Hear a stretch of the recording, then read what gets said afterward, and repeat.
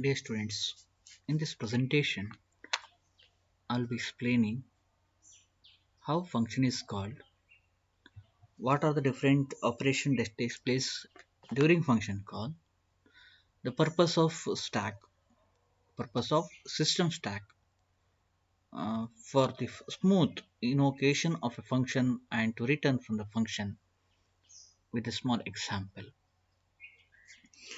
We are writing a program for developing certain applications. When after developing that, no, you have to make that program error free. We are going to convert that into exe file. We are going to call that function from the operating system. From that point, I'm assuming operating system invokes my application. My application consists of many codes, variables, local variables, global variables, all those things. For all those variables, we need to have memory. When a control is transferred from function, the main function to the other function, it has to remember the status of the previous variables. So once it come back from the function, it has to get the previous state only, or the state, the recent state. To store that, to retain that status of those variables, we need to make use of memory. The special memory is reserved for this purpose. That memory is called stack. Whenever a function is called, certain information has to be saved in the stack. That stack is called stack frame, activation record, system stack. There are so many information that are put into the stack. Just for a simplicity, I'll be taking very few information. One such is the return address. What is that return address? I will take with example later. A return address, the link address, the local variables, and the parameter information, parameter list, arguments. These information has to be saved in the stack if those are there. Suppose local variables not there, then that particular entry is not required to be created in the stack. Okay. Assume that my program is a function which is entry point, that is main is my entry point, okay, which is having a local variable int a equal to 10. A is declared into type data, a is initialized to 10, function is called. Control goes to the function where a is a local parameter, formed parameter. This a gets value from a, so a plus 10 is also equal to a plus 10. Return a. So control goes back to the main. Here in the main, when return is encountered, the main function get terminated, but control goes to the caller, that is operating system. Okay, the scenario goes like this. Each of these instruction has got address, that is the address of this instruction. Okay, we know that there is a special register called PC, which holds address of the next instruction. PC is one such register which holds the address of the next instruction. When processor is executing this instruction, it holds the address of the next instruction. That means address 3 is stored in the PC. Okay, address 3 is stored in PC. This is a scenario when this is not the function call. The address of the next instruction. The next instruction is at address 3, which is the content of PC. Now, we'll see the point. My program name is cexample.exe. Exe is created. Operating system is invoking using the instruction x. So the instruction which is after that is, say, I'll be taking that address as I1. Just for an example. Any other instruction, we don't bother for those instruction. This program, this application is called using exec, say example.exe. It takes entry to the main starting point of execution. Local variable is declared, function is invoked. So at this time, PC value is this one. PC value here it is address 3.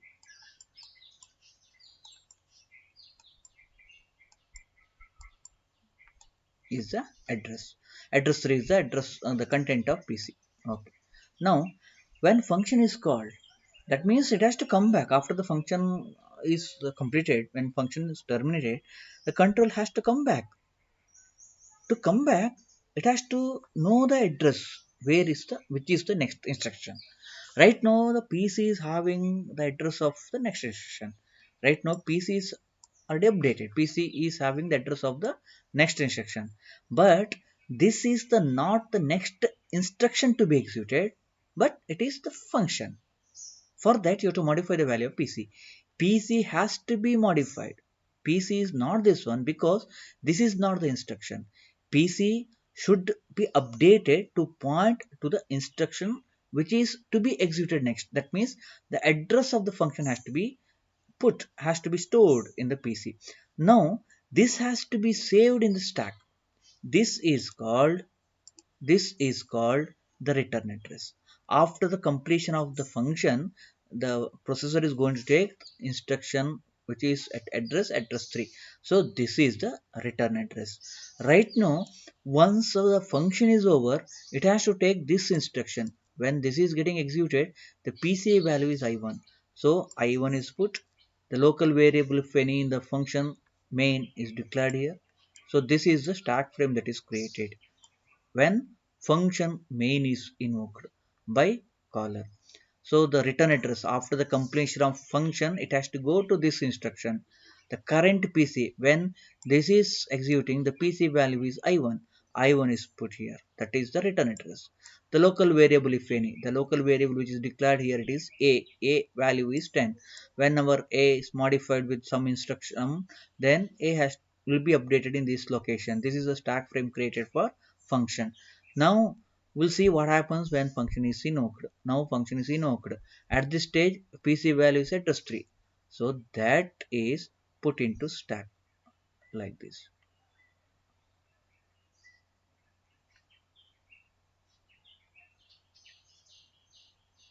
This is the thing. Okay. When function is called, the current value of PC, that is address 3, that is stored here.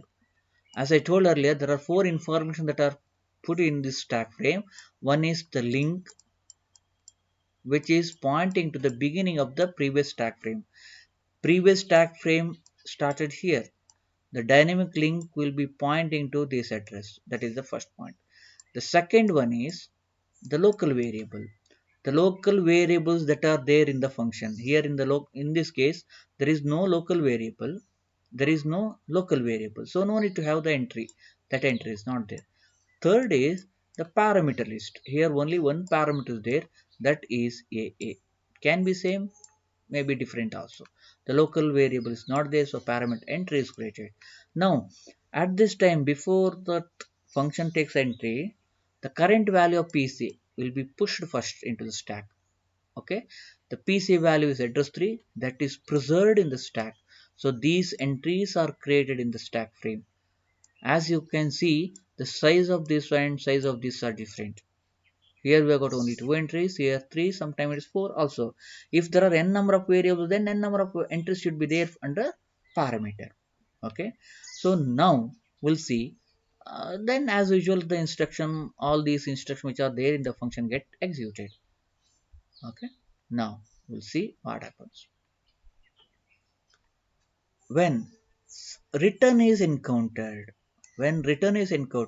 function is over, the function entered, all these entries are made, executed, return is executed. Now the PC value, if it is not the return back to the function, PC value is address 5, but here the instruction is return for. Return means the PC value is not this one, PC value is the content of stack. So automatically stack is popped out. Stack top, as you can see in the previous thing, no, return address there. That return address is put in the PC. PC is right now having something, it is modified by PC is having some address of this one, that is modified by the instruction to be executed next. The instruction after the return is the instruction that is from the main address 3. This one. Now we'll see what happens. When return is executed, this will be popped out. This will be popped out. The return address, that is L1, that is modified to PC. That is in the next stage. The content of PC stack return address, that is I1, is put in the PC because there is a return. When I1 is loaded to PC, that means the instruction after this is I1 that is getting executed. This is how the address is the content of PC is modified, the content of stack is modified.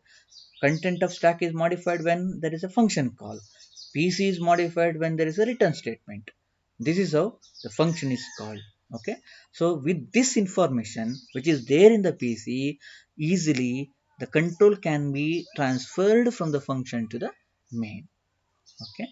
This is how the function get executed with the help of stack and the PC. PC is the very important register that holds the address of the next instruction. Stack is used to preserve the instruction which is to be executed next after the function call. Once the function is over, the PC has to be updated properly. Okay. With this, I'll be ending this presentation and thank you.